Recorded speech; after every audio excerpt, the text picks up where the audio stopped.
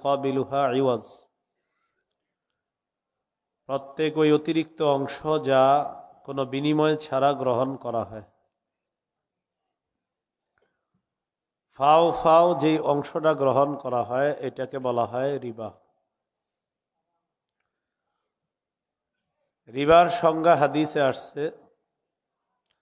হাদিসের একটা কিতাব আছে আল জামিউস সগীর, এই কিতাবের 6318 নম্বর হাদিস। আলী রাদিয়াল্লাহু তাআলা আনহুর বর্ণনা, তিনি বলেন, কুল্লু করজিন জাররা মানফাআতান ফাহুয়া রিবা, প্রত্যেক ঋণ যেই ঋণ অন্যকে দেওয়ার পর সেই ঋণের মোকাবেলায় কিছু অতিরিক্ত পাওয়ার আশা করা হয়, এটাকে রিবা বলা হয়।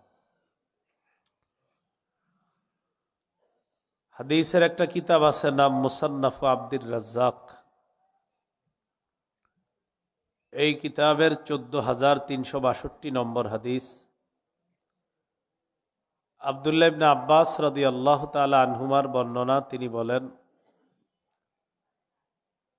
ঋণ গ্রহীতা ঋণ দাতাকে এই কথা বলা, আখিরলি ওয়া আজিদুক, তুমি আমারে কিছু সময় বাড়ায়া দাও, আমি তোমারে কিছু বাড়ায়া দিব। আগামী শুক্রবার টাকা দেওয়ার কথা, 2-4 দিন বাড়ায়া দাও, শনি রবি সোম মঙ্গলবার, এই যে কয়েকদিন বাড়ায়া দিবা, আমিও কিছু বাড়ায়া দিব। এই যে আমি কিছু বাড়ায়া দিব, এই চুক্তি করা, এটা সুদ। সহিহ মুসলিমের বর্ণনা, উবাদা ইবনে সামিত রাদিয়াল্লাহু তাআলা আনহুর বর্ণনা, তিনি বলেন, সামিআতুন নাবিয়্য সাল্লাল্লাহু আলাইহি ওয়াসাল্লাম ইয়ানহা আন বাইইয যাহাবি বিয-যাহাব ওয়াল ফিদ্দাতি বিল ফিদ্দাহ ওয়াল বুররি বিল বুররি ওয়াশ শাঈরি বিশ শাঈরি ওয়াত তামরি বিত তামরি ওয়াল মিলহি বিল মিলহ ইল্লা সাওয়াআম বিসাওয়াইন আইনাম বিআইনিন ফামান যাদা আও ইজদাদা ফাকাদ আরবা। রাসূলুল্লাহ সাল্লাল্লাহু আলাইহি সাল্লাম স্বর্ণের বিনিময়ে স্বর্ণের লেনদেন, রূপার বিনিময়ে রূপার লেনদেন, গমের বিনিময়ে গমের লেনদেন, জবের বিনিময়ে জবের লেনদেন, খেজুরের বিনিময়ে খেজুরের লেনদেন, লবণের বিনিময়ে লবণের লেনদেন করতে রাসূল সাল্লাল্লাহু আলাইহি সাল্লাম নিষেধ করেছেন। তবে ইল্লা সাওয়াআম বিসাওয়া, সমান সমান যদি হয় তাহলে লেনদেন করা জায়েজ আছে। স্বর্ণ স্বর্ণ এক জাতীয় জিনিসের লেনদেন সমান সমান হলে জায়েজ। রূপা রূপা এক জাতীয় জিনিসের লেনদেন সমান সমান জায়েজ। গম গম, জব জব, এগুলা এক জাতীয় জিনিস, সমান সমান লেনদেন হলে জায়েজ। খেজুর খেজুর এক জাতীয় জিনিস, সমান সমান লেনদেন জায়েজ। লবণ লবণ এক জাতীয় জিনিস, সমান সমান লেনদেন জায়েজ। ফামান যাদা আও ইজদাদা ফাকাদ আরবা, কেউ যদি বাড়িয়ে দেয় অথবা বাড়িয়ে নেওয়ার চুক্তি করে, সে সুদি কারবার করল। কি শিখতে পারলাম? এক জাতীয় জিনিসের লেনদেন সমান সমান হলে জায়েজ, কম বেশি হলে সুদ। সহিহ বুখারীর বর্ণনা, 2175 নম্বর হাদিস। এই হাদিসের মধ্যে আছে, রাসূলুল্লাহ সাল্লাল্লাহু আলাইহি সাল্লাম বলেন, বিউয যাহাবা বিল ফিদ্দাতি ওয়াল ফিদ্দাতা বিয যাহাব কাইফা শি'তুম, তোমরা স্বর্ণের বিনিময়ে রূপা, রূপার বিনিময়ে স্বর্ণ যেভাবে মন চায় লেনদেন করো। কারণ স্বর্ণ আর রূপা দুইটা কি এক না আলাদা? আলাদা জিনিস হওয়ার কারণে যেভাবে মন চায় তোমরা লেনদেন করো। বিদায় হজের ভাষণে রাসূল সাল্লাল্লাহু আলাইহি সাল্লামের স্পষ্ট ঘোষণা, সহিহ মুসলিমের বর্ণনা, 1218 নম্বর হাদিস। এই হাদিসের মধ্যে আছে 1218 হলো মাদ্রাসা পাঠ্যপুস্তক অনুসারে আর কি, আর আপনাদের পকেটের উস্তাদ অনুযায়ী 2840 নম্বর হাদিস মুসলিমের। এই হাদিসের মধ্যে আসছে রাসূলুল্লাহ সাল্লাল্লাহু আলাইহি সাল্লাম বিদায় হজের ভাষণে বলছেন, আলা কুল্লু শাইইম মিন আমরিল জাহিলিয়াতি তাহতা কদামাইয়া। শোনো, জাহিলি যুগের যত কুপ্রথা সব আমার দুই পায়ের নিচে, সব বাতিল। নবীজি বলেন, ওয়া ইন্নার রিবা, সুদি কারবারটা এটাও একটা জাহিলি যুগের প্রথা। তো নবীজি বলেন, ওয়ারিবাল জাহিলিয়াতি মাউদুউন, জাহিলি যুগের সুদি প্রথা এটাও বাতিল, এটা আমার দুই পায়ের নিচে। জাহিলি যুগের সমস্ত কুসংস্কার বিদায় হজের ভাষণে আমি নবী বাতিল বলে ঘোষণা করলাম। সুদ প্রথা এটাও জাহিলি যুগের প্রথা, এই প্রথার মধ্যেও তোমরা জড়িয়ে যাবা না। এটা বিদায় হজের ভাষণ। এবার আপনাদের সামনে যে আয়াতটা আমি পড়লাম সূরা বাকারা 278 নম্বর আয়াত, এই আয়াত নাজিল কেন করলেন আল্লাহ, প্রেক্ষাপটটা শুনেন। মক্কার দুটি গোত্র, এক গোত্রের নাম সাকিফ, আরেক গোত্রের নাম মাখজুমি। সাকিফ গোত্র মুসলমান হয়নি, মাখজুমি গোত্র তখনও মুসলমান হয়নি। দুই গোত্রের মাঝে একটা লেনদেন হয়েছে। সাকিফ গোত্র মাখজুমি গোত্র দুই গোত্রের মাঝে একটা লেনদেন হয়েছে। সাকিফ গোত্র মাখজুমি গোত্রকে ঋণ দিয়েছে এই শর্তে, সুদ সহ ঋণ ফেরত দিবা। নাউজুবিল্লাহ পড়েন। তো ঋণ নিছে, নেওয়ার পর ফালাম্মা জা আল ইসলাম ওয়া দাখালু ফিহি, ইসলামের দাওয়াত আসছে। সাকিফ গোত্র মাখজুমি গোত্র উভয় গোত্র কালিমা পড়ে মুসলমান হয়ে গেছে। আলোচনা বুঝে থাকলে বলেন তো, সুদি লেনদেন হয়েছে কি মুসলমান হওয়ার পরে না আগে? আগে। তলাবাত সাকিফুন আন তাআখুযা মিনহুম, সাকিফ গোত্র মাখজুমি গোত্রের কাছে বকেয়া পাওনা চায়, সুদ সহ ফেরত দেওয়ার দাবি জানায়। তাহলে এখন যারা সুদ চাইতেছে তারা কি মুসলিম না অমুসলিম? মুসলিম। মুসলিম, লেনদেন হইছে অমুসলিম অবস্থায়, কিন্তু মুসলমান হওয়ার পর এখন ওই বকেয়া পাওনা চাইতেছে, তাও সুদ সহ। মাখজুমি গোত্র জবাব দিল, লা নুআদ্দির রিবা ফিল ইসলাম, আমরা এখন মুসলমান, ইসলামের মধ্যে আমরা সুদি কারবার করব না। দুই গোত্রের মাঝে ঝগড়া, এক গোত্র কয় দাও, আর এক গোত্র কয় দিব না। নিলে লভ্যাংশ ছাড়া মূল অংশটা নাও, সুদের অংশ পাবা না। মূলধন যেটা টাকা পাইতা এটা নিয়ে যাও, কিন্তু সুদের অংশ পাবা না। সাকিব গোত্র নাছুর বান্দা, না আমরা নিব না, আমরা পুরাটা নিব। দুই দলের ঝগড়া। মক্কার নায়েব দায়িত্বশীল যিনি, তার নাম আত্তাব ইবনু আসিদ, তিনি নবীর কাছে একটা চিঠি লিখলেন। কাতাবা আত্তাব ইবনু আসিদিন নাইবু মক্কাত ইলা রাসূলিল্লাহি সাল্লাল্লাহু আলাইহি ওয়াসাল্লাম, মক্কার নায়েব নবীর কাছে চিঠি লিখলেন, ইয়া রাসূলুল্লাহ, সাকিফ গোত্র মাখজুমি গোত্র উভয় গোত্রের মাঝে সুদি কারবারের লেনদেন হয়েছে মুসলমান হওয়ার আগে। সাকিফ গোত্র এখন মুসলমান, মাখজুমি গোত্র মুসলমান। মুসলমান হওয়ার পর সাকিফ গোত্র মাখজুমি গোত্রের কাছে বকেয়া পাওনা চায়, তাও সুদ সহ। সাকিফ গোত্র পাওনা চায়, মাখজুমি গোত্র জবাব দেয়, আমরা মূলধন ফিরিয়ে দিব, কিন্তু সুদি অংশ দিব না। হুজুর আমি এখন কি করবো, আমি টেনশনে আছি, আমি মক্কার দায়িত্বশীল হওয়ার কারণে তাদের এই ঝগড়া আমার সহ্য করতে হইতেছে, এখন আমি কি ফয়সালা দিব? রসুলের কাছে চিঠি পড়ে শোনানো হলো। ওই মুহূর্তে আল্লাহ তাআলা সূরা বাকারার 278 নম্বর আয়াত নাজিল করছে। আল্লাহ তাআলা বলেন, ইয়া আইয়ুহাল্লাযীনা আমানুত্তাকুল্লাহ, ওয়াযারু মা বাকিয়া মিনার রিবা ইন কুনতুম মুমিনিন। আল্লাহ তাআলা বলেন, হে ঈমানদারগণ, তোমরা আল্লাহকে ভয় করো, যদি তোমরা মুমিন হও সুদের কারবার ছেড়ে দাও। আয়াত নাজিল হওয়ার পর আল্লাহ নবী আয়াতটির বিষয়বস্তু মক্কায় পাঠিয়ে দেয়। সাকিফ গোত্র, মাখজুমি গোত্র, উভয় গোত্র যখন জানছে আল্লাহ আয়াত নাজিল করেছেন, যদি তোমরা মুমিন হও সুদের কারবার ছেড়ে দাও।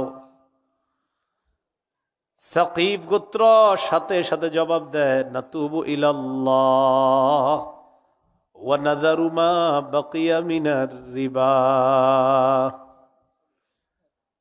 এই মুহূর্তে আল্লাহর কাছে তওবা করলাম, ওয়াদা করলাম আর কখনো সুদের কারবার করব না। অতীতের সুদি কারবার আজকে থেকে ছেড়ে দিলাম। তওবা করলাম, সুদের কারবার করব না, সুদ থেকে আমরা ফিরে আসলাম। তো আল্লাহ কি বলছে, ইয়া আইয়ুহাল্লাযীনা আমানু, হে ঈমানদারগণ। তাহলে এখানে আমরা সবাই কি, আপনারা আছেন মাঠে?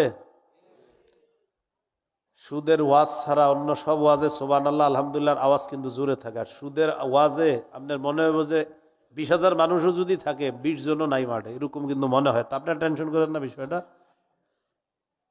অন্য ওয়াজ যদি হইতো তখন সুবহানাল্লাহ বলতে বলতে এলাকা ফাইটে যেত। আর যখন বললাম যে আমরা ইমানদার কিনা, এখন কি বলেন? ইমানদার। আল্লাহ ডাক দিছে কি বইলা? আচ্ছা, কি বইলা ডাক দিছে? সুদ ছাড়তে বলছে কাদেরকে? আমরা কি? আচ্ছা, তাহলে সুদ ছাড়তে বলছে কাদেরকে? সবাই বলতেছেন তো? তো দেখেন কি বলে, ইয়া আইয়ুহাল্লাযীনা আমানু, হে ঈমানদারগণ, ইত্তাকুল্লাহ, তোমরা আল্লাহকে ভয় করো, ওয়াযারু মা বাকিয়া মিনার রিবা, সুদের কারবার ছেড়ে দাও, ইন কুনতুম মুমিনিন, যদি তোমরা মুমিন হও সুদের কারবার ছেড়ে দাও। প্রথমে আমাদের পরিচয় নিয়ে আল্লাহ ডাক দিলেন, হে ঈমানদারগণ। পরিচয় নিয়েই তো আল্লাহ ডাক দিলেন, হে ঈমানদারগণ, জি আল্লাহ আমরা ঈমানদার, যদি মুমিন হও সুদের কারবার ছেড়ে দাও। ডাক দিলেন ঈমানদার বলে, আর বললেন যদি মুমিন হও সুদের কারবার ছেড়ে দাও। ডাক দিছে কি বলে? ঈমানদার বলে ডাক দিয়ে বলতেছে, যদি মুমিন হও সুদের কারবার ছেড়ে দাও। ডাক দিলেন ঈমানদার বলে, এটা বইলা বলতেছে আসলে যদি মুমিন হও সুদের কারবার ছেড়ে দাও। তার মানে ওয়াজটা যারা যারা শুনতেছে, যারা সুদ খায়, যদি মুমিন হয় তাহলে কি ছেড়ে দিতে হবে? আল্লাহ তৌফিক দান করেন। সমাজে কিছু সুদ আছে, চক্রবৃদ্ধি সুদ। আপনার কাছ থেকে নিবে 100 টাকা, 10 টাকা সুদ, হে আবার 100 টাকা আরেক জায়গায় লাগাবে 20 টাকা সুদ। বুঝছেন? মানে আজীব সিস্টেমের সুদ এটা একটা। আরেকটা হলো আগামী শনিবার টাকা দেওয়ার কথা, ভাই ইকো দিয়েন না, ভাই ইকো দিয়েন না, আগামী শনিবার টাকা দেওয়ার কথা। তো আগামী শনিবার টাকা দিতে না পারলে বাড়বে, কিন্তু যদি শনিবারে না দাও তো বাড়বে। রবিবার হয়ে গেলে আরো বাড়বে, সোমবার হয়ে গেলে আরো বাড়বে। বিশিষ্ট সুদখোর 25 তারিখের পরে আপনারে ফোন দিয়ে জানায় দিবে, আব্দুর রহিম ভাই ঠিক আছে তো, সব মনে আসেনি তো, আল্লাহ দিলে ইনশাল্লাহ শনিবার, ইনশাল্লাহ আল্লাহ দিলে আবার কইতেছে শনিবার কিন্তু আর বেশি দিন বাকি নাই, 1 তারিখ আসতে আর বেশি দিন বাকি নাই। তো যাই হোক, আমাকে দুইজনের লেনদেনগুলো সবসময় স্বচ্ছ হয়। আর আপনারা আমি সবচেয়ে ভালো পাইছি লেনদেনের মধ্যে, করে সুদি কারবার বলতেছে আপনি সন্ধ্যা। তো যাই হোক ভাই, আপনারা আমি খুব বিশ্বস্ত মানুষ হিসাবে জানি। তো ইমান আকিদা ঠিক রাখেন আল্লাহর হস্তে, কোনো ধরনের কিন্তু খামখেয়ালি করেন না। আপনি 1 তারিখে টাকাটা দিয়ে দিয়েন। সুদ করে ইমান শিখায় আরেকজনরে।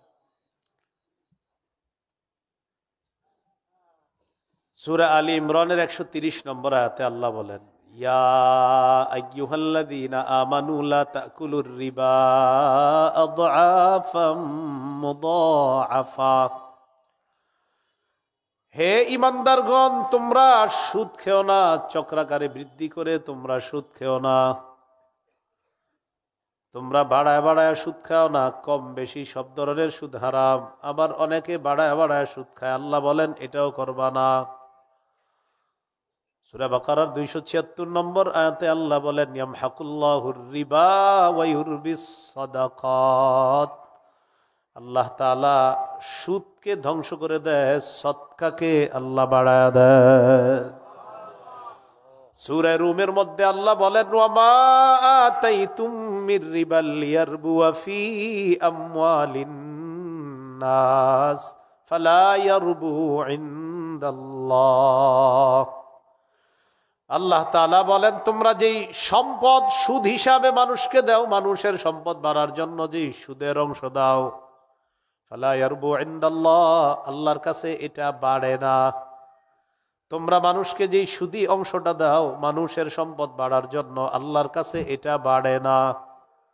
ওয়া মা আতাইতুম মিন যাকাতিন তুরিদুনা ওয়াজহাল্লাহ, আল্লাহকে খুশি করার জন্য যে যাকাত তোমরা দাও, ফাউলাইকা হুমুল মুদঈফুন, এই যাকাত দেওয়ার মাধ্যমে যাকাত দাতা দুনিয়ার মধ্যে তার সম্পদ বাড়ায় নেয়, আখিরাতে বহু গুণে সওয়াব বৃদ্ধি করে নেয়।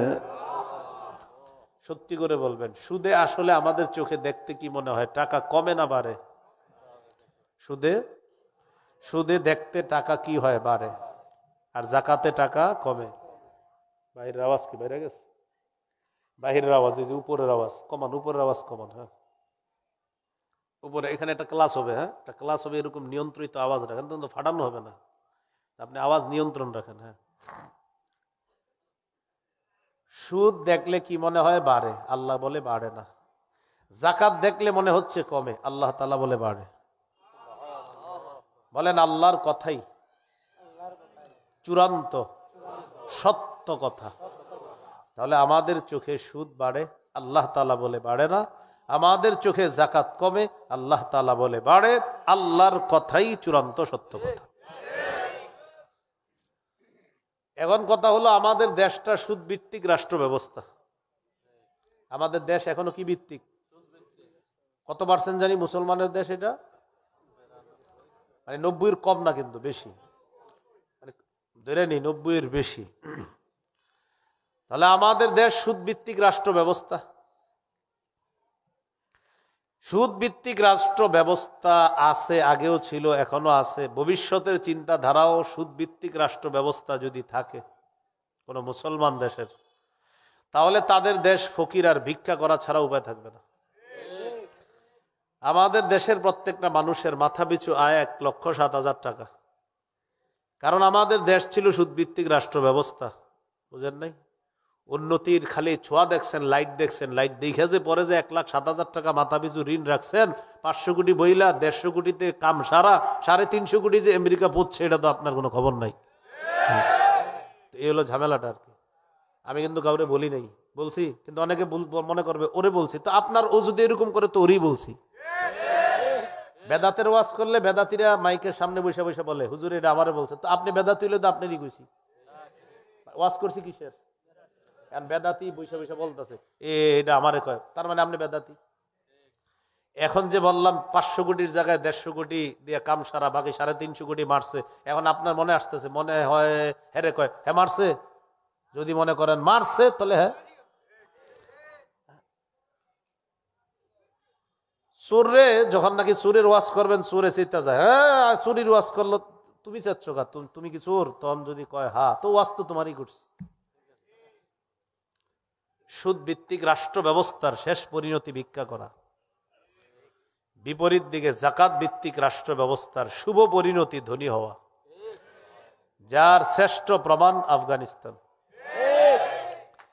3 বছর আগে আফগানিস্তানকে কেউ গনে নাই, এখন আফগানিস্তান কাউরে গনে না। 3 বছর আগে সবাই বলছে আমরা তাদেরকে সমর্থন দিচ্ছি না, তাদের পাশে আমরা থাকছি না। এখন আফগানিস্তানকে বলে, আফগানিস্তান আপনাদের সাথে একটু সুসম্পর্ক বজায় রাখতে চাই। আফগানিস্তান বলে এখন সময় নেই, পরে কথাবার্তা যাওয়ার হবে। মার্সিডিজ গাড়ি বানায় দেখায় তাদেরকে, এরা এর চেয়ে দামি গাড়ি বানায় দেখায় দিস। হেলিকপ্টার বিমান কে চালাবে এই নিয়ে প্রশ্ন তুললো, পাগড়ি বাইন্দা হেলিকপ্টার বিমান চালায় দেখায় দিস। নারীরা রাস্তায় নামছে অধিকার আদায়ের জন্য, আফগান সরকার বলছে রাস্তায় নামছো কা? আমরা আমাদের অধিকার চাই। কি অধিকার? আমরাও কামাই করব, আমরাও বেতন নিব। আগে কত পাইতা? এত। এখন পর্দার সহিত চাকরি করো, ডাবল বেতন দিব, যাও। তো এই দেশ আপনি থামাবেন কিভাবে বলেন? তাহলে কি শিখলাম বলেন তো? সুদ ভিত্তিক রাষ্ট্র ব্যবস্থার শেষ পরিণতি ভিক্ষা। জাকাত ভিত্তিক রাষ্ট্র ব্যবস্থার শুভ পরিণতি ধনী হওয়া। এবার আমার সাথে বলেন, বলেন সুদে ফকির আরো ফকির হয়, জাকাতে ফকির ধনী হয়। একজন ধনী মানুষ 100 জনকে সুদে টাকা দিচ্ছে। এই 100 জন কিস্তি সুদ পরিশোধ করতে করতে বেচারারা জমি জায়গা বেচে, ঘর বাড়িও বেচে। এরকম কি হিস্টোরি শুনছেন আপনারা? তাহলে একজন ধনী হলো সুদে, 100 জন ফকির হলো। আপনারা 10 জন টাকাওয়ালা একজনকে জাকাত দিলেন, 50,000 টাকা করে জাকাত দিলেন একজনকে, 5 লাখ টাকা পাইলো। ও আগামী বছর জাকাত দিবে। তাহলে সুদে ফকির আরো ফকির হয়, জাকাতে ফকির ধনী হয়। আমাদের বাংলাদেশে যদি 1 বছর সঠিকভাবে ধনীরা জাকাত দেয়, পরের বছর সুদ বলবে জাকাত তুমি ভালো থেকো, আমি বিদায় নিই। বলেন এই জন্য বলেন আজকে থেকে আল্লাহর কাছে 3টা দোয়া বেশি বেশি করব। 1, আল্লাহ কিয়ামতের আগে বাংলাদেশে আর কোন নারী প্রধান চাই না। কি প্রধান চাই না? সবাই বলেন কেন? বলেন আরো জোরে বলেন, পুরো এলাকারে শোনান, বলেন। নবীজি জবাব দিতেছে। নবীজি বলেন, লা ইউফলিহা কওমুন ওয়াল্লাউ আমরাহুম ইমরাআতান। নবীজি বলেন ওই জাতি কিছুতেই সফল হবে না যেই জাতি তাদের নেতৃত্বে কোন নারীকে বসায় দেয়। 47 জন প্রেসিডেন্ট পরিবর্তন করলো, একজনকেও তারা নারী বসাইলো না। দুনিয়ার এই দেশে ওই দেশে নারী বসায় দেয়, আর আমাদেরকে গোলামির জিনজির পরায়া তারা রাজা সাইজা আমাদেরকে গোলাম বানাইতে চায়। মুসলমান এখনই শপথ নিতে হবে, আর গোলামের জিনজিরে আবদ্ধ থাকা যাবে না। ভবিষ্যতে নারী শাসক কোনোভাবেই যেন না হয়। এই জন্য কি করণীয়? হুজুররা গুতাগুতি না করে এখনই এক হওয়ার সময়। এই যে সুযোগ ইসলামী দলগুলোর জন্য, এই সুযোগ আগামী 50 বছরে আসবে কিনা আল্লাহ ভালো জানে। এই সুযোগ যদি ইসলামী দলগুলা কাজে লাগাইতে না পারে, বাস ওই এই হাত পাতার যুগ চলতেই থাকবে আরো। এই জন্য ইসলামী মনা দলগুলা যারা, এরা এই সুযোগ কাজে লাগাতে হবে। এই সুযোগটা কি করতে হবে? কাজে লাগাতে হবে। আল্লাহ তৌফিক দান করে। তাহলে আমরা কি দোয়া করলাম? 1 নাম্বার, আর কোন নারী শাসক চাই না। 2 নাম্বার, বলেন আল্লাহ বাংলাদেশে শরিয়া আইন চাই। শরিয়া আইন চায় না তারা কোন না কোন অপরাধে, অপরাধী যারা, বলেন শরিয়া আইন চায় না তারা কোন না কোন অপরাধে, অপরাধী যারা। চোর শরিয়া আইন চাইবে না, হাত কাটা যাবে। ধর্ষক শরিয়া আইন চাইবে না, পাথর মারা হবে অথবা তাকে বেত্রাঘাত করা হবে। সিনেমা যারা করে নায়ক নায়িকা, তারা শরিয়া আইন চাইবে না, কারণ শরিয়া আইন প্রতিষ্ঠিত হলে কোনো নারীর শরীরে স্পর্শ করতে পারবে না। এই জন্য কোনো বাটপার অপরাধীরা শরিয়া আইন চাইবে না। শরিয়া আইন প্রতিষ্ঠিত হলে বিগত দিনের চুরির বিচার করতে করতে হাইকোর্টের মেয়াদ শেষ হয়ে যাবে। এই জন্য শরিয়া আইন চায় না তারা কোনো না কোনো অপরাধে অপরাধী যারা। 3 নাম্বার দোয়া করবেন, আল্লাহ আমাদের দেশে এমন একজন শাসক দেন, যেই শাসক মৌলিক 4টি কাজ করবে। নামাজ কায়েম করবে, যাকাতের বিধান চালু করবে, সৎ কাজের আদেশ করবে, অসৎ কাজের নিষেধ করবে। কয় কাজ মৌলিক করবে? এইরকম দোয়া করতে হবে। এখন আপনি এমন একজনকে বসাইতেছেন, হে নিজে নামাজ পড়ে না, এখন তাহলে কি হবে? তাহলে 4 গুণওয়ালা একজন শাসক আল্লাহর কাছে চাইতে হবে। সূরা হজের 41 নম্বর আয়াতে আল্লাহ বলেন, আল্লাযীনা ইম্মাক্কান্নাহুম ফিল আরদি আকামুস সালাহ ওয়া আতাউয যাকাতা ওয়া আমারু বিল মা'রুফি ওয়া নাহাউ আনিল মুনকার। আল্লাহ তাআলা বলেন, যাদেরকে আমি রাষ্ট্র ক্ষমতায় বসাই তাদের মৌলিক কাজ হবে 4টা। এক নাম্বার নামাজ কায়েম করা, 2 নাম্বার জাকাতের বিধান চালু করা, 3 নাম্বার সৎ কাজের আদেশ করা, 4 নাম্বার অসৎ কাজের নিষেধ করা। আল্লাহ এই 4 গুণওয়ালা একজন শাসক আপনি দিয়ে দেন। তাহলে এই দোয়াটা করতে হবে, বলেন ইনশাআল্লাহ। এবার চলেন আমরা জানি সুদের ভয়াবহতা কি। কিসের ভয়াবহতা? সুদের ভয়াবহতা। সুদের 1 নম্বর ভয়াবহতা, যে ব্যক্তি সুদ হারাম এটা জানার পরেও সুদি কারবারে জড়াবে, সে যেন আল্লাহ আর আল্লাহ রসুলের সাথে যুদ্ধের প্রস্তুতি নেয়। সূরা বাকারা 279 নম্বর আয়াতে আল্লাহ বলেন, فَإِن لَّمْ تَفْعَلُوا فَأْذَنُوا بِحَرْبٍ مِّنَ اللَّهِ وَرَسُولِهِ। সুদ হারাম এটা জানার পরেও যদি সুদের কারবার ছেড়ে না দাও, আল্লাহ আর তার নবীর বিরুদ্ধে যুদ্ধের প্রস্তুতি নিয়ে নাও। ইউকালু লিআকিলির রিবা ইয়াউমাল কিয়ামাতি খুসসিলাহাকা লিল হার। যারা সুদ খায়, যদি পারতাম আমি এই কথাটা তাদের কাছে কাছে কানে কানে গিয়ে বলতে পারতাম, কিয়ামতের ময়দানে সুদখোরকে বলা হবে তুমি তোমার অস্ত্রটা নাও, আমি আল্লাহর সাথে লড়াই করার জন্য। কেমন সুদখোরকে কিয়ামতের মাঠে বলা হবে, ও সুদখোর তুমি তোমার অস্ত্র নাও, অস্ত্র নাও, আমি আল্লাহর সাথে লড়াই করবা, নবীর সাথে লড়াই করবা, তুমি তোমার অস্ত্র নাও, কিয়ামতের মাঠে বলা হবে। এগুলো 1 নাম্বার ভয়াবহতা। 2 নাম্বার, বলেন যারা সুদ খায় এই অবস্থায় যদি মারা যায়, কিয়ামতের ময়দানে কবর থেকে পাগল অবস্থায় উঠবে। কি অবস্থায় উঠবে? সূরা বাকারা 275 নম্বর আয়াতে আল্লাহ বলেন, আল্লাযীনা ইয়াকুলুনা আর-রিবা লা ইয়াকুমুনা ইল্লা কামা ইয়াকুমুল্লাযী ইয়াতাখাব্বাতুহুশ শাইতানু মিনাল মাস। যারা সুদ খায় তারা কবর থেকে কিয়ামতের ময়দানে এমন অবস্থায় উঠবে, দেখলে মনে হবে শয়তানের স্পর্শে তারা পাগল হয়ে গেছে। যালিকা বিআন্নাহুম ক্বালু ইন্নামাল বাইউ মিসলুর রিবা। আল্লাহ তাআলা বলেন এটা এই কারণে তারা দুনিয়ার মধ্যে বলতো ব্যবসা সুদের মতো। বলেন নাউজুবিল্লাহ। ব্যবসা কিসের মতো? সুদের মতো। আসলে কি সুদের মতো? ব্যবসায়ী 1 মাস কত কষ্ট করে ইলেকট্রিক বিল দিতে হয়, কর্মচারীদের বেতন দিতে হয়, পানির বিল দিতে হয়, সবকিছু করার পর লভ্যাংশ কতটুকু থাকবে এই নিয়ে তার টেনশনের শেষ নাই।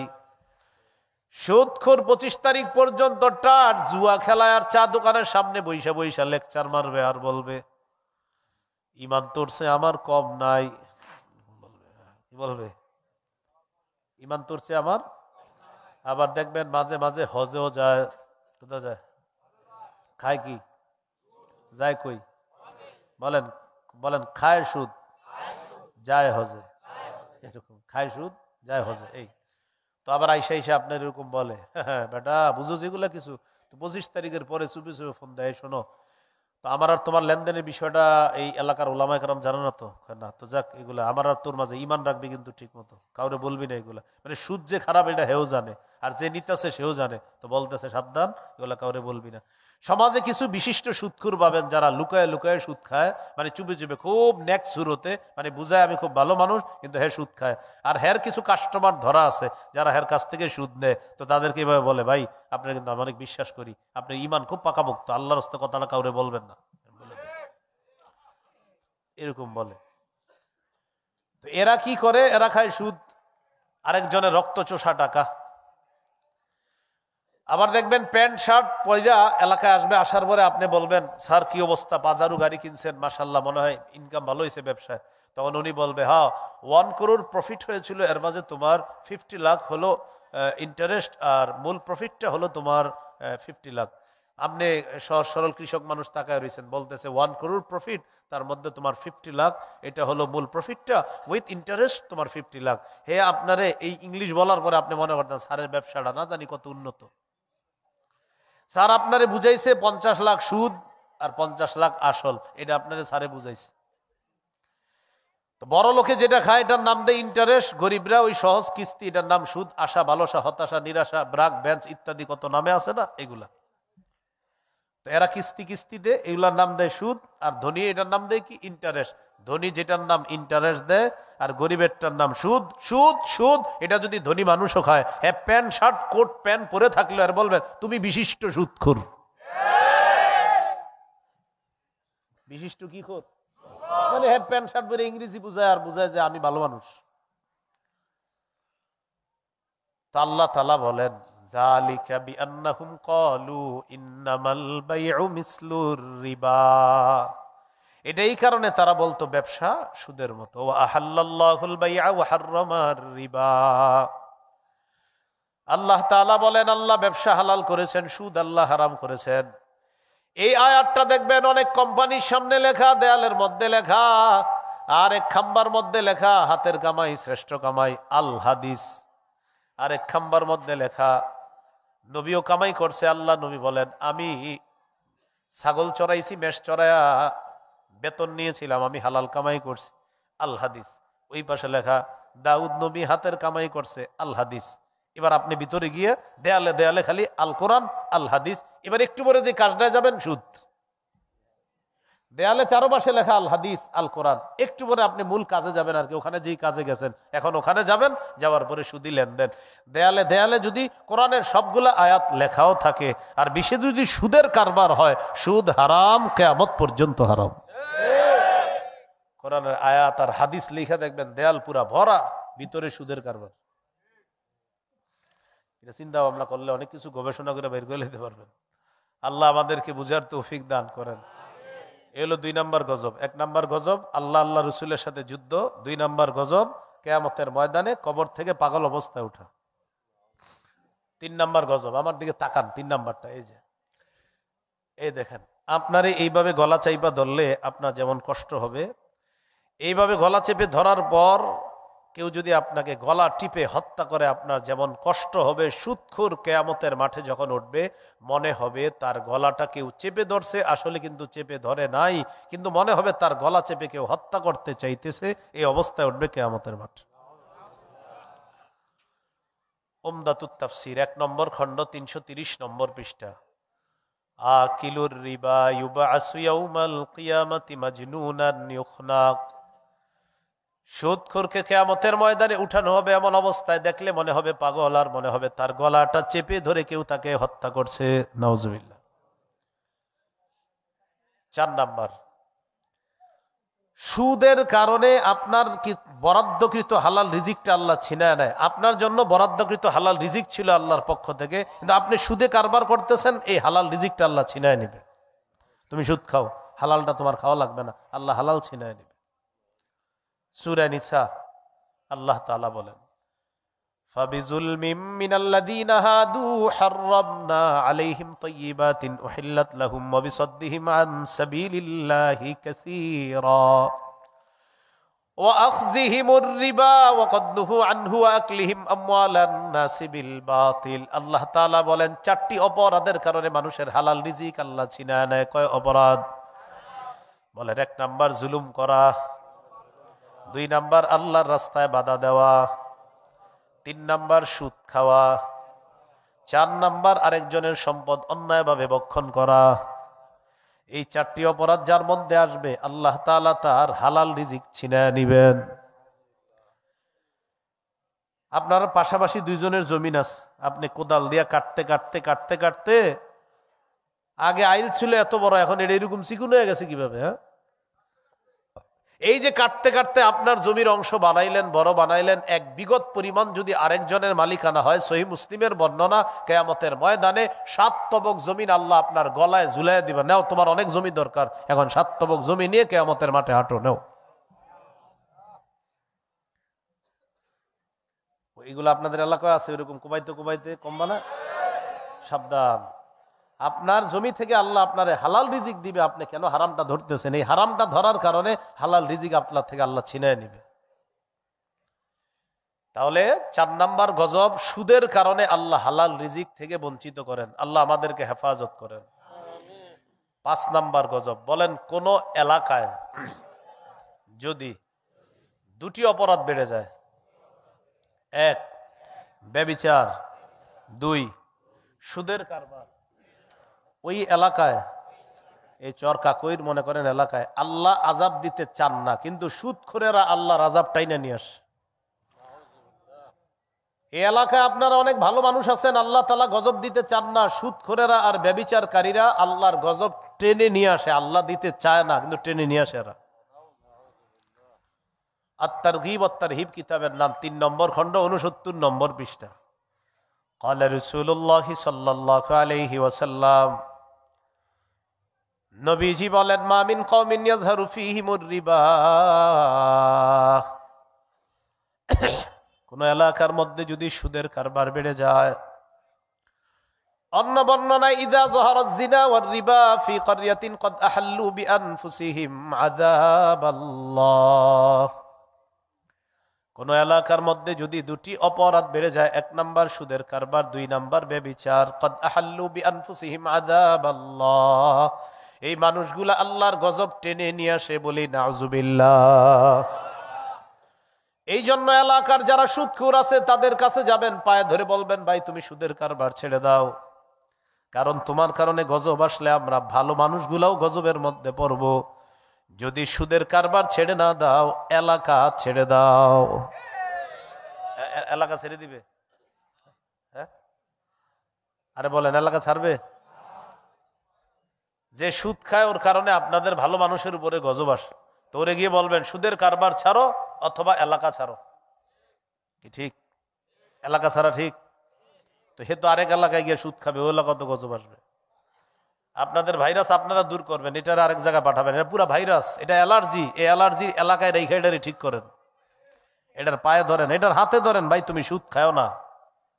এগুলো 5 নাম্বার গজব। 6 নাম্বার গজব, বলেন কোন এলাকায় সুদের কারবার যদি বেড়ে যায়, ওই এলাকায় দুর্ভিক্ষের গজব আসে। কৃষক আগের মতো ফসল পাবে না, মা বোনরা আগে শীতকালে লাউ পাইতো যেই কয়টা, এগুলা পায় না। মা তার সন্তানকে দুধ পান করানোর মতো দুধ পাবে না, লেকটোজেন 1, 2, 3, 4, 5 কিনে খাওয়াতে হয়। কেন? সুদখোরের কারণে। সুদখোর জবাব দেন, ওই বাচ্চার কি অপরাধ আপনার কারণে ও ওর মায়ের পবিত্র খাদ্য পায় না। সুদ ছাড়েন, সুদ ছেড়ে দেন। আপনি যা করতেছেন সুদের কারণে আপনি অনেকগুলা মানুষকে কষ্ট দিচ্ছেন, কেন এটা করতেছেন? মুসনাদে আহমদ হাদিসের কিতাব, 17,822 নম্বর হাদিস। ক্বালা রাসূলুল্লাহ সাল্লাল্লাহু আলাইহি ওয়াসাল্লাম, মা মিন কওমিন ইয়াযহারু ফীহিমুর রিবা, কোন এলাকার মধ্যে যদি সুদের কারবার বেড়ে যায়, ইল্লা উখিযু বিসসানা, ওই এলাকার মধ্যে দুর্ভিক্ষের গজব আসে। এলাকার কৃষকরা আগের মতো ফসল পায় না। মাছের খামার যাদের আছে আগের মতো মাছের মধ্যে বরকত পায় না। ব্যবসায়ী তার হালাল ব্যবসায় বরকত পায় না। অপরাধ, পাশের মানুষটা সুদ খায়, এই জন্য আল্লাহ তাদেরকে এই অর্থনৈতিক দুর্ভিক্ষ দ্বারা পাকড়াও করেছেন। এই জন্যই তো আগে বললাম, আমাদের পুরা রাষ্ট্রটাই হলো সুদ আর সুদ। পুরা রাষ্ট্র, পুরা রাষ্ট্র কি সুদ আর? এই জন্য কোনো শান্তি নেই, দেখবেন। হ্যাঁ, প্রতিদিন একটার পর একটা বিশৃঙ্খলা আছেই তো আছে। কেন? শরিয়া আইন যতদিন না হবে, আবু বকর, ওমর, উসমান, আলীর সেই যুগ যতদিন ফিরে না আসবে। কারণ আমরা 90 ভাগ মুসলমান, 90 ভাগের মুসলমানের দেশে বুঝে আসুক না আসুক, এখানে ইসলামী হুকুমত থাকতেই হবে যদি শান্তি চান। আর যদি আপনি বলেন না হুজুর এটা সারা শান্তি আসবে, লিখে রাখেন, কয়েকশো পৃষ্ঠা ব্যাপী খাতা থাকলে লেখেন। বড় বড় অনেকে আমার বিরোধিতা করতে পারেন না, আমি ছোট বয়স নিয়ে বলছি, আপনি লিখতে পারেন। খেলাফত ব্যবস্থা ছাড়া মুসলমানদের ভাগ্য পরিবর্তন হয় না, হতে পারে না, হবে না। আমার এই বক্তব্যের বিরোধিতা করবে অনেকে, কিন্তু না, আপনি করেন। আমি তো বলছি আপনি লিখে রাখেন, আমি তো চিরদিন বাঁচবো না। আপনি লিখে রাখেন, খাতা আনেন, খাতা কলমে লেখেন। বলতে পারেন হাজার হাজার মিনিট টাইম আমি নষ্ট করে পড়াশোনার আলোকে বলতেছি, এছাড়া আপনার শান্তি আসবে না। আবার বিকল্প অনেকে বলবে এটা না, এটা ঠিক না, ওটা ঠিক না। আপনি আসেন, আপনি বিকল্প ব্যবস্থা, বললাম তো শান্তি আসবে সাময়িক, 1 সপ্তাহ থাকবে, 2 দিন থাকবে, 3 দিন থাকবে, গজব আসবে পর। চূড়ান্ত শান্তি চান, খেলাফত ব্যবস্থার বিকল্প না। আবু বকর, ওমর, উসমান, আলীর যুগ, সেই যুগ ফিরে আনতে হবে। যদি আপনি বলেন আপনি মুসলমান, আর যদি বলেন অন্য কিছু, তাহলে আমার বক্তব্য নেই। এটা আফগানিস্তান বুঝছে। কারা বুঝছে? আফগানিস্তান অভিভাবক বানাইছে সঠিক জায়গায়। আমরা অভিভাবক বানাই কারে? এক তাগুত ছাড়ি আর একটারে ধরি, বৃষ্টি থেকে বাঁচার জন্য ঝর্ণার নিচে এসে দাঁড়াই। এই জন্য ভাগ্য পরিবর্তন হয় না। সূরা বাকারা 257 নম্বর আয়াত, 3 পারা 2 নম্বর পৃষ্ঠা, শুরু আয়াত। আল্লাহু ওয়ালিয়ুল্লাযীনা আমানু, ঈমানদারদের অভিভাবক আল্লাহ। সূরা মাঈদার 51 নম্বর আয়াত, 6 পারা 16 নম্বর পৃষ্ঠা, শুরু আয়াত। ইয়া আইয়ুহাল্লাযীনা আমানু লা তাত্তাখিযুল ইয়াহুদা ওয়ান নাসারা আউলিয়া। হে ঈমানদারগণ, তোমরা ইহুদি খ্রিস্টানদেরকে অভিভাবক রূপে গ্রহণ করো না। আল্লাহ তাআলা বললেন আল্লাহ হলেন ঈমানদারের অভিভাবক, আবার আল্লাহ বললেন ইহুদি খ্রিস্টানদেরকে অভিভাবক বানায় না। এই জন্যই তো বললাম, এক তাগুত ছাড়লাম আরেক তাগুত ধরলাম, পশ্চিম ছাড়লাম পশ্চিমা ধরলাম, পশ্চিম ছাড়লাম পশ্চিমা ধরলাম। এক তাগুতের রশি থেকে মুক্ত হয়ে আরেক তাগুতের রশির কাছে গলাটা সঁপে দিলাম। ভাগ্য পরিবর্তন হবে না, চূড়ান্ত ভাগ্য পরিবর্তন হবে না। ইসলামী হুকুমত ছাড়া মুসলমানের ভাগ্য পরিবর্তন হবে না, এটা নিশ্চিত থাকে। আল্লাহ বুঝার তৌফিক দান করেন। 6 নাম্বার গজব মনে আসেনি? সুদ বাড়বে, দুর্ভিক্ষ আসবে। আমাদের দেশের সব মানুষ এখন হাহাকার, কারো ব্যবসা, হুজুর ব্যবসা কেমন চলতে? হুজুর বললেন না, কোনো ব্যবসায়ী ভালো নাই, খোঁজ নিয়ে দেখেন। কেন কেন ভালো নাই? পুরো দেশটা, রাষ্ট্রটা হয়ে গেছে সুদভিত্তিক রাষ্ট্র। গজব নাম্বার 7, যারা সুদ খায় দোয়া করি এই অবস্থায় যেন মৃত্যু না হয়, আগে যেন তওবা করে। কিন্তু কারো যদি সুদী অবস্থায় মৃত্যু হয়ে যায়, কিয়ামত পর্যন্ত তার পেটের মধ্যে সাপ থাকবে, এই সাপ নিয়ে তার বাস বরজখের জগৎ চলবে, আর কিয়ামতের মাঠের শাস্তি তো বাকি আছে। সুদখোরের পেটে কি থাকবে? সাপ। সাপ, হ্যাঁ খান, আরো বেশি করে খান। হ্যাঁ, ইবনে মাজার হাদিস 2273 নম্বর হাদিস। قال رسول الله صلى الله عليه وسلم أتيت ليلة أسري بي على قوم। মেরাজের রাতে একদল মানুষের পাশ দিয়ে অতিক্রম করলাম, মানুষগুলার দিকে তাকাইলাম, তাকায়া দেখলাম বুতুনুহুম কাল বুয়ুত, তাদের পেটগুলা বিশাল বড় বাড়ির মতো। পেট কিসের মতো? বাড়ি। পেট বাড়ির মতো। ফিহা আল হাইয়াত তুরা মিন খারিজি বুতুনিহিম, পেটের বাহির থেকে পেটের ভিতরে দেখা যায় বিশাল বড় বড় সাপ দৌড়ায়। সাপ। আমি প্রশ্ন করলাম, মানহা উলা ইয়া জিবরিল, জিবরিল এরা কারা? জিবরিল আমিন জবাব দেয়, হা উলাই আকালাতুর রিবা ইয়া রাসূলুল্লাহ। হুজুর, এরা হলো সুদখোরের দল, কিয়ামত পর্যন্ত তাদের পেটের মধ্যে সাপ থাকবে। আওয়াজ দিয়ে বলি নাউজুবিল্লাহ। এরা সুদখোরের দল, কিয়ামত পর্যন্ত এদের পেটে সাপ থাকবে। এলো 7 নাম্বার গজব। গজব নাম্বার 8, আল্লাহ না করেন, আল্লাহ না করেন, যদি সুদী লেনদেন অবস্থায় মারা যায়। মা আছে কাদের জীবিত? প্রিয় ভাইয়েরা, হাত নামান। সুদ খাওয়া, আপন মায়ের সাথে বিয়ে করা মানে ব্যভিচার করা। ইবনে মাজাহ 2274 নম্বর হাদিস। আর রিবা সাবউনা হুবা আইসারুহা আইয়ান কে হার রাজুলু উম্মাহ। সুদের গুনাহের 70টা শাখা, সর্বনিম্ন শাখা হলো আপন সন্তান আপন মাকে বিয়ে করা মানে ব্যভিচার করা। মা যারা আমার বয়ান শুনতেছেন, আপনার সন্তানকে নিষেধ করেন তুই সুদ খাবি না। স্ত্রীরা আপনার স্বামীকে বলেন আপনি সুদ খাবেন না। ছেলে যারা আছেন বাবাকে বলেন সুদ খাবেন না। মাকে প্রতি মাসে মাসে প্যান্ট শার্ট পাঞ্জাবি কিনে দেওয়ার দরকার নাই। বছরে যদি পারেন হালাল টাকায় শুধু ঈদে পাঞ্জাবি দিলে হবে, তাও যদি হারাম টাকায় হয় আমার লাগবে না। টিউশনি করে চলেন, অটো চালান, বাইক চালায় মানুষকে নেন, আপনি ভাড়াটা নেন, আপনি হালাল কামাই করেন। যুবক যারা আছেন বাপেরে বলেন আব্বা হারাম টাকা আমারে দিয়েন না, আপনি আমি আমার মতো কামাই করব, আপনি আমাকে হারাম টাকা দিয়েন না। মেয়ে যারা আছেন বাপেকে বলেন প্রতি সপ্তাহে সপ্তাহে কসমেটিক্স লাগবে না আমার, হারাম টাকায় হালাল টাকায় পারলে আমাকে দিয়েন। এইভাবে যদি কোনো মেয়ে ছেলে স্ত্রী আর মা তার ওই পরিবারের ইনকাম সোর্স যে মানুষটা তাকে নিষেধ করে, এই লোকটা রাতের বেলা বালিশে মাথা লাগায় ভাববে মা চায় আমি সুদ না খাই, স্ত্রী চায় আমি সুদ না খাই, ছেলে মেয়ে চায় আমি সুদ না খাই। আরে যাদের জন্য সুদি টাকায় আমি হাত দেই তারাই যখন চায় আমি সুদ না খাই, ঠিক আছে এটা ছেড়ে দিলাম, সবাই মিলেমিশে হালাল ভাবে কষ্ট করে আমরা চলবো। আমি আশাবাদী পারিবারিক সাপোর্ট যদি ইনকাম সোর্সের মানুষটা পায় তিনি সুদ থেকে খুব দ্রুত ফিরে আসবেন ইনশাআল্লাহ। এইভাবে আপনি সাপোর্ট করেন। এগুলো 8 নাম্বার। 9 নাম্বার গজব, যে ব্যক্তি সুদী লেনদেন অবস্থায় মারা যাবে, এক তো পেটে সাপ থাকবে, দ্বিতীয়ত হলো এই সাপ নিয়ে সে কেয়ামত পর্যন্ত রক্তের একটা নদীতে সাঁতার কাটবে, কেয়ামতের আগে সে নদীর কিনারায় পৌঁছতে পারবে না। সহিহ বুখারীর বর্ণনা, 2085 নম্বর হাদিস। ফজরের নামাজের পর রাসূল সাল্লাল্লাহু আলাইহি সাল্লাম সাহাবীদের দিকে ফিরে বসলেন। সাহাবীদের দিকে ফিরে বসার পর আপনারাও দেখবেন এই এলাকার মসজিদের ইমাম সাহেবরা ফজরের পর সালাম ফিরে মুসল্লিদের দিকে ফিরে বসে, বসে না? হ্যাঁ বসে, আওয়াজটা কম হয়েছে। বসেনি? প্রথমে কম হয়েছে কেন আমি বলি। আপনার অনেকে টেনশনে আছে যে হুজুর ফজরের পরে ইমাম সাহেব কি ডাইন দিকে যায় না বাম দিকে, উনি কি বসে না শোয় না ঘুমায়, আমরা তো জানি না আসলে।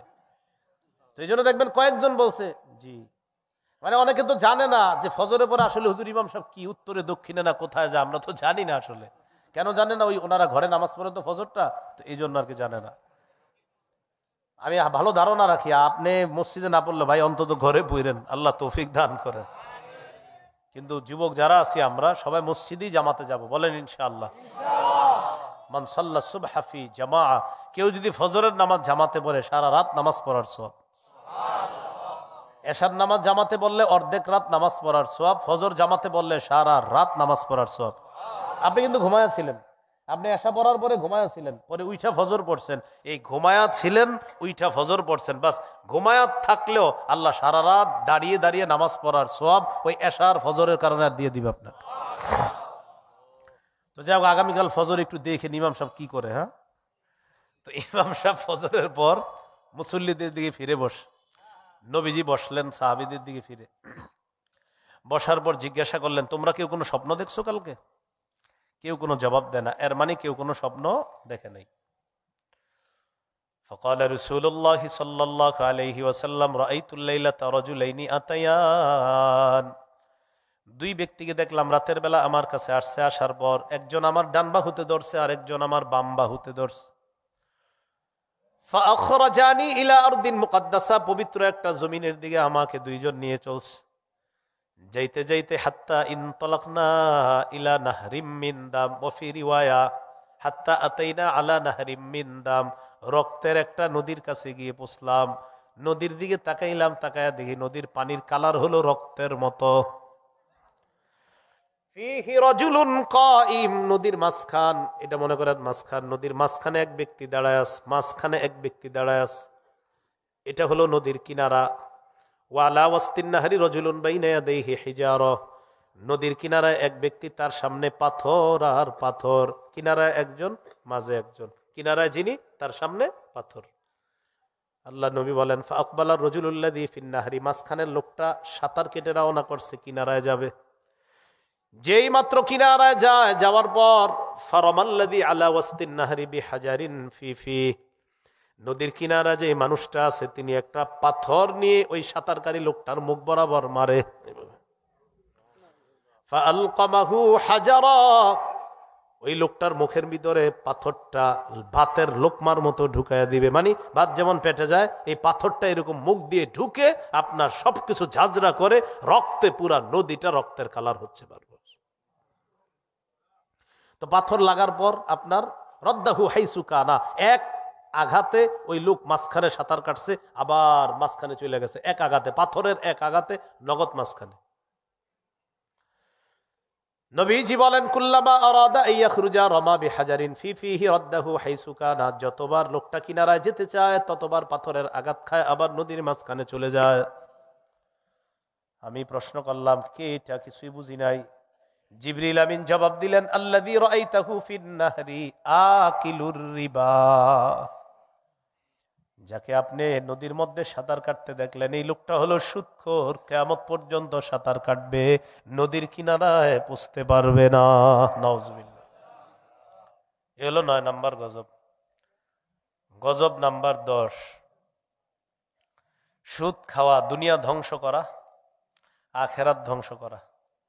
দুনিয়াও ধ্বংস তো করলেন, আখেরাত জাহান্নাম কামাই করলেন, জান্নাত হারাইলেন, বলেন নাউজুবিল্লাহ। সহিহ বুখারীর বর্ণনা, 2766 নম্বর হাদিস। হ্যাঁ, যারা দেয়, একজন জিজ্ঞাসা করছে যারা কি করে, সব একই ক্যাটাগরির আসবে, যারা দেয় হ্যাগো কি অবস্থা ওইটাও আসতেছে। পুরাটা শোনেন না, বয়ানটা শোনার পরে আর প্রশ্ন থাকবে না। হ্যাঁ,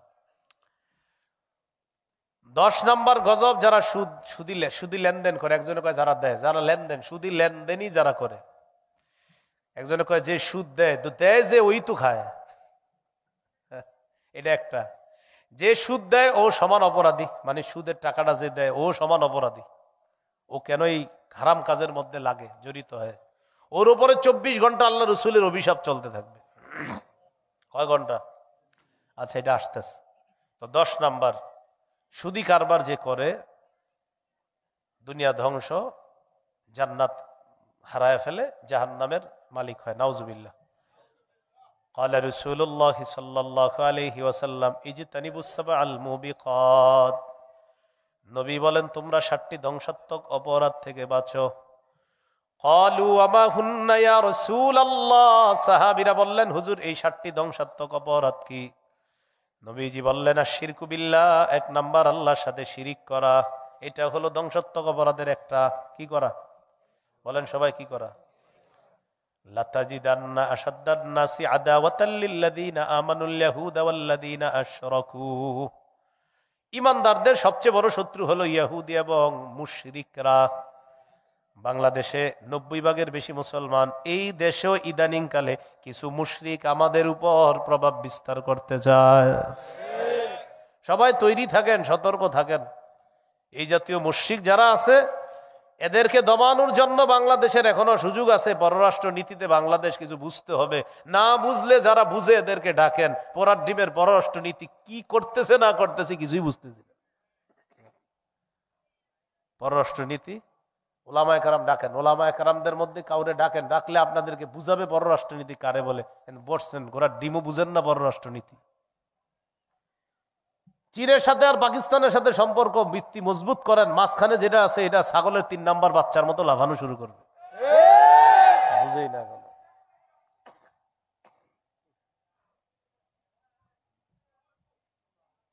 কি করে না, কি নীতি করে না নীতি করে। রাষ্ট্রনীতি নিয়ে নাকি পড়াশোনা করে। পড়াশোনা করে কি পড়াশোনা করেন এই তো বুঝি না আমি। রাষ্ট্রনীতি আমরা তো পড়ি না। আসেন রাষ্ট্রনীতি কারো আপনারে খালি কতক্ষণ বলে আপনি দেখবেন কি আমরা পইরাই এগুলো তো পাইলাম না। পাইবেন কি? আপনি পড়েন নাই তো। হেদায়া একটা কিতাব আছে। কি কিতাব? হেদায়া। মাওলানার 2 বছর আগে পড়া এটা। এই কিতাব ছাত্রদেরকে রাষ্ট্রনীতি যত নীতি আছে সব পড়ায় দেয় এখানে। আমাদের কবি মাদ্রাসার ছাত্রদেরকে মাওলানার 2 বছর আগে যত নীতি বলবেন, সমাজনীতি, অর্থনীতি, রাষ্ট্রনীতি, এই নীতি ওই নীতি সব নীতি পড়ায় দেয়। কয় বছর আগে মাওলানার?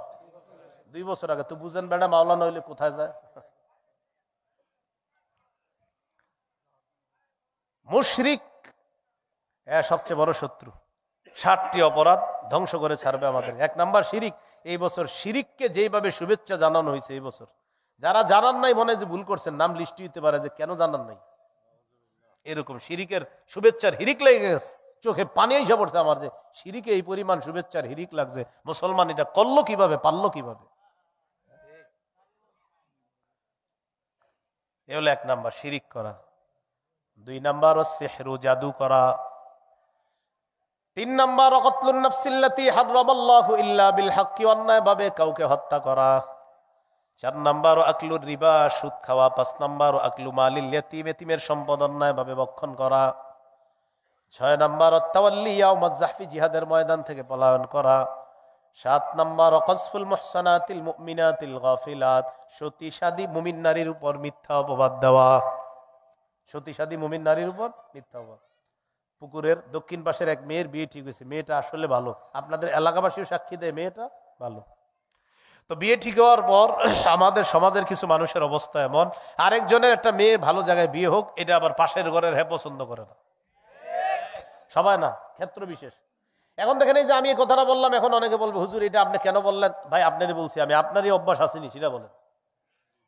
যদি বলেন না তা আপনার লাগলো কেন, তার মানে আপনার অভ্যাস আছে এটা। এই বিষয়টা না আমি মানে বুঝাইতে পারি না অনেক সময়। তো কি করে মেয়ের বিয়ে ঠিক হয়েছে, এখন ওই বরের পক্ষের একটা নাম্বার কিভাবে যেন কালেক্ট করে ফোন দেয়। আসসালামু আলাইকুম। ওয়ালাইকুম সালাম। মাদারীপুর অমুক এলাকার পুকুরের দক্ষিণ পাশের একটা মেয়ের বিয়ে ঠিক হয়েছে আপনার ছেলের সাথে, শুনলাম কবে বিয়ে? হ্যাঁ জি জি আগামী শুক্রবারে বিয়ে। তো মেয়ের সবকিছু জানছেন তো? মেয়ের কি জানবো? কয় না কিছু বলে নাই। কি বলবে? কয় তাহলে আপনারা সব ডিটেলস বলে নাই কিছু, মেয়ের বাপ বা পরিবারের লোকেরা বিস্তারিত কিছু বলে নাই? কি বলবে? ও আচ্ছা, তাহলে আপনারা জেনে শুনে আগার নাই না? আচ্ছা ঠিক আছে, রাখি, সালাম আলাইকুম। কাম হয়ে গেছিনি, দুনিয়া বরবাদ করলেন, আখেরাত বরবাদ। কাযফুল মুহসানাতিল মুমিনাতিল গাফিলাত, একটা সতীসাদী মুমিন নারী মেয়ের উপর মিথ্যা অপবাদ দিয়ে দিলেন, আপনি তার বিয়ে ভেঙে দিলেন, আল্লাহ আপনাকে ছাড়বে না। এই 7টা অপরাধ ধ্বংস করে, এর মধ্যে একটা হলো সুদ খাওয়া। এইগুলো 10 নম্বর গজব। গজব নাম্বার 11, বলেন যে সুদ খায়। এবার বলেন যে সুদ দেয়, যে সুদ নেয়, যে সুদের কারবার লেখে। এটা 3 বার বলেন। যে সুদের কারবার লেখে 3 বার বলেন। আবার বলেন, আবার বলেন। অ্যাকাউন্টের ছাত্র যারা আছেন তারাও বলেন, বলেন। কোথায় কমার্সের ছাত্ররা কোথায়? কি যে সুদের কারবার, আরো জোরে বলেন। লেখে, হ্যাঁ। আর যে সুদের সাক্ষী দেয়, এই 4 জন। যে সুদ দেয়, যে সুদ নেয়, যে সুদের কারবার লেখে লেখে লেখে লেখে, আর যে সুদের সাক্ষী দেয়। 4 শ্রেণীর উপর আল্লাহ নবীর অভিশাপ। নাসাইর বর্ণনা 5103 নম্বর হাদিসে আল্লাহ নবীর বর্ণনা। আলী রাদিয়াল্লাহু তাআলা আনহু বলেন, আন্না রাসূলুল্লাহ সাল্লাল্লাহু আলাইহি ওয়াসাল্লাম লানা আকিলার রিবা ওয়া মুকিলা ওয়া কাতিবা ওয়া শাহিদা। যে ব্যক্তি সুদ নেয়, যে সুদ দেয়, যে সুদের কারবার লেখে, যে সুদের সাক্ষী দেয়, সবার উপর আল্লাহ নবীর অভিশাপ, নাউজুবিল্লাহ। আপনাদের সন্তান যারা পড়াশোনা করতেছে, দোয়া করি তাদেরকে আল্লাহ হালাল চাকরির ব্যবস্থা করে দেন। সুদি কারবার আছে এমন জায়গায় যেন তাদের চাকরি না হয়, দোয়া করি। এগুলো 11 নাম্বার। 12 নাম্বার গজব, বলেন জেনে শুনে সামান্য সুদ খাওয়া। 36 বার ব্যভিচারের চেয়ে বড় গুনাহ করা। মুসনাদে আহমদ হাদিসের কিতাব 21957 নম্বর হাদিস। ক্বালা রাসূলুল্লাহ সাল্লাল্লাহু আলাইহি ওয়াসাল্লাম, দিরহামু রিবান ইয়াকুলুহু আর-রাজুলু ওয়া হুয়া ইয়ালামু আশাদ্দু মিন 36 জিনা। জেনে শুনে 1 দিরহাম পরিমাণ সুদ খাওয়া, সামান্য সুদ খাওয়া, 36 বার জিনা করার চেয়ে বড় অপরাধ করা। এগুলো 12 নাম্বার। 13 নাম্বার গজব, নবী বলেন এমন একটা জামানা আসবে সবাই সুদ খাবে, যদিও সুদ না খায়, সুদের হাওয়া সবার গায়ে লাগবে। কি বলছে? এমন একটা জামানা আসবে সবাই সুদ খাবে, না খাইলেও সুদের হাওয়া সবার গায়ে লাগবে। আবু দাউদের বর্ণনা 3331 নম্বর হাদিসের বর্ণনা। নবীজি বলেন, লা ইয়াতিয়ান্না আলান নাসি জামান লা ইয়াবকা আহাদুন ইল্লা আকালার রিবা। আমার উম্মতের উপর এমন একটা সময় আসবে যেই সময় সবাই সুদ খাবে। ওয়া ইল্লাম ইয়াকুলহু, যদিও সবাই ডাইরেক্ট সুদ না খায়, সাবাহু মিন বুখারিহি, সুদের হাওয়া সবার গায়ে লাগবে। সুদের হাওয়া সবার গায়ে লাগবে। এরে আমি বুদ্ধি দিয়ে নিয়ে গেছি আসরের পরে, চলেন 1 কাপ চা খাওয়াই। কি খাওয়াবো? আপনি চা খাওয়াইছে 1 কাপ, 5 টাকা দাম। তো ওনার কোনো গুনাহ হবে না, উনি যে চা খাইছে। কিন্তু যে 5 টাকার চা খাওয়ানো হয়েছে, 5 টাকা ছিল সুদের। ওনার কিন্তু গুনাহ হবে না। কিন্তু এই যে সুদের টাকায় ওনারে খাওয়াইয়া দিলাম, এখন উনি মাগরিবে গিয়ে দাঁড়াইছে, আল্লাহু আকবার, নামাজে মজা পায় না, এশার নামাজে মজা পাইতেছে না। কিন্তু উনি বুঝতেছে না ঘটনা কি। আমি ফজর বললাম মজা পাইছি, জোহরে মজা পাইছি, আসরে মজা পাইছি, মাগরিব এশায় মজা পাচ্ছি না কেন? আল্লাহ কোরআনে বলছে, কুলু মিনাত তাইয়্যিবাত ওয়া আমালু সলিহা। ও রাসূলগণ, নেক কাজ করার আগে আগে হালাল খান, পেটে হালাল থাকবে, নেক আমল করবেন, তখন মজা পাবেন। এই বেচারা যদিও সুদ খায় না, কিন্তু সুদের হাওয়া ধোঁয়া তার পেটে ঢুকাইয়া দিছি, এই কারণে এখন নামাজে 2-1 দিন মজা পাচ্ছে না সে, কারণ ভিতরে তো ধোঁয়া কাজ করতেছে। তো নবীজি বললেন ডাইরেক্ট না খাইলেও হাওয়া লাগবে।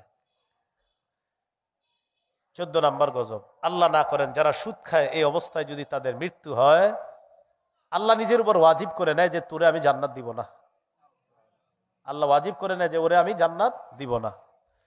আল মুস্তাদরাক লিল হাকিম হাদিসের একটা কিতাব আছে, 2260 নম্বর হাদিসের বর্ণনা।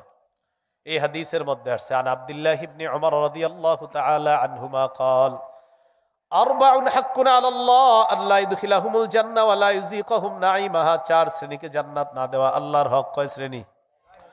এক নাম্বার মুদমিনুল খামরি, যে মদ খায়। দুই নাম্বার ও আকিলুর রিবা, যে সুদ খায়। তিন নাম্বার ও আকিলু মালিল ইয়াতীম, যে এতিমের সম্পদ অন্যায়ভাবে ভক্ষণ করে। চার নাম্বার ওয়াল আকুলি ওয়ালিদাই, পিতা মাতার নাফরমান সন্তান। এই চারজনকে জান্নাত না দেওয়া আল্লাহর হক, বলেন নাউজুবিল্লাহ। গজব নাম্বার 15। এটা শোনার পর আপনারা বলবেন নবীজি বলছে হবে, আর আপনারা বলবেন হবে নাকি হয়েছে। আগে শোনেন। আত-তারগীব ওয়াত-তারহিব কিতাবের নাম 3 নম্বর খণ্ড 70 নম্বর পৃষ্ঠা। নবী বলেন বাইনা ইয়াদাইস সাআতি ইয়াজহারুর রিবা ওয়াজ-জিনা ওয়াল খাম, কিয়ামতের আগে ব্যভিচার বাড়বে, সুদের কারবার বাড়বে, মদের কারবার বাড়বে। নবী বলছে বাড়বে, আপনারা বলেন। নবীজি বলেন কিয়ামতের আগে ব্যভিচার বাড়বে। এই ব্যভিচার আবার কেমন ব্যভিচার? ঘরে ঘরে ব্যভিচার। রাতের বেলা মা বাবা এক রুমে ঘুমায়, সন্তান আরেক রুমে ঘুমায়, মোবাইলে কার সাথে জানি ব্যভিচারে লিপ্ত হয়ে যায়। বুখারীর বর্ণনা, চোখের জিনা আছে, কানের জিনা আছে, কলবের জিনা আছে, অন্তরের জিনা আছে। মোবাইলে প্রথম পরিচয় হয়, পরিচয় হওয়ার পর কয় কণ্ঠটা তো অনেক সুন্দর, কলবের জিনা শুরু হয়ে গেল। কল্পনা, আপনার সাথে দেখা করতে চাই, যে কথার জিনা শুরু হয়ে গেল। কান দিয়ে তার কথা শুনতে চায়, কানের জিনা। যেদিন দেখা করবে সেদিন সেন্ট লাগায় গেছে, যাওয়ার পর মেয়েটার গায়ের গ্রাণ নিয়েছে, এটা হলো তার নাকের জিনা। এবার মেয়েটাকে দেখতেছে চোখ দিয়ে, এটা হলো তার চোখের জিনা। যদি তার গায়ে স্পর্শ করে, এটা হলো হাতের জিনা। ওয়াল ফারজু ইউসাদ্দিকুহু যালিকা, লজ্জাস্থান জিনাটা বাস্তবে রূপ দেয়, বলেন নাউজুবিল্লাহ। ঘরে ঘরে হচ্ছে, ঘরে ঘরে। নবী বলছে জিনা বাড়বে। ওয়ার রিবা, সুদের কারবার বাড়বে। 3 নাম্বার আল খামরু, মদ বাড়বে। এই মদ মানি আবার যুবক ভাইয়েরা শুনেন, মদ মানি মাদক দ্রব্য যা আছে সব বাড়বে। ইয়াবা, বাবা, গাজা, হিরোইন, ফেন্সিডিল, আফিম, কানাডাডাই, মাস্তুদ, শ্যাম্পেন, ডাইল ইত্যাদি যা আছে সব।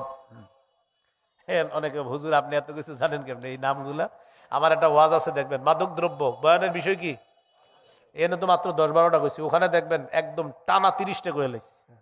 কোথায় চাষ হয়, কেমনে চাষ হয়, কেমনে আমদানি হয়, ওখানে হলো ওই বয়ানের বিষয়। তো আমার বিষয়বস্তু আপনার মাদক না, বিষয়বস্তু সুদ, সুদেই থাকি।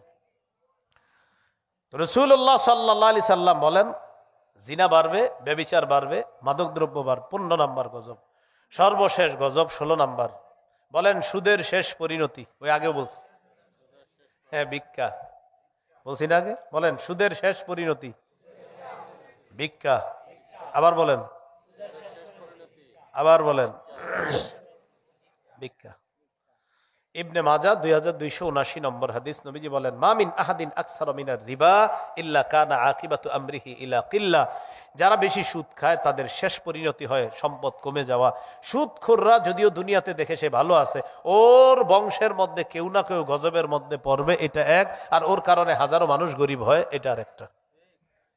এটা হলো 16 নাম্বার সর্বশেষ গজব। এবার সুদের ব্যাপারে সর্বশেষ কথা, যেটা শোনার জন্য আপনারা অনেকে প্রস্তুত না, কিন্তু এরপরে বলতে হবে। শুনতেছেন তো? আপনারা আমি 1 ঘন্টা জমি দিছি, 1 ঘন্টা জমি। কয় ঘন্টা? 1 বছর এটা আপনার কাছে থাকবে। 1 লাখ টাকা নিচ্ছি। 1 বছর পরে আপনি জমিটা আমারে দিয়ে দিবেন, আপনার টাকা আমি দিয়ে দিব। 1 বছর চাষাবাদ হয়নি, সুদ। কি এটা? সুদ। হ্যাঁ, আপনারা আছেন? এটা সুদ, সুদ।